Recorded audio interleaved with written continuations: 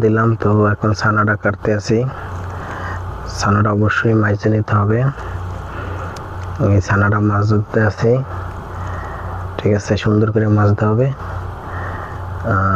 ছানাটা যত সুন্দর করে মাজবেন তত মিষ্টিটা একদম সফট হবে।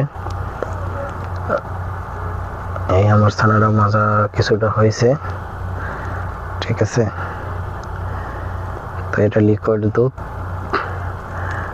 আপনার ইচ্ছা করলে পাউডার দুধ বানাইতে পারবেন। এই ছানাটা শেষ, এখন মিষ্টি বানাইতেছি,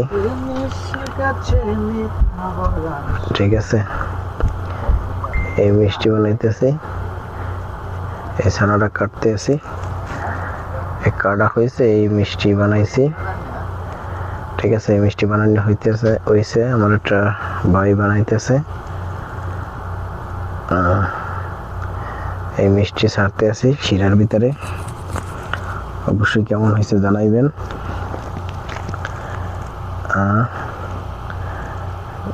তবে অনেক লং টাইম শিরার ভিতরে রাখতে হয়।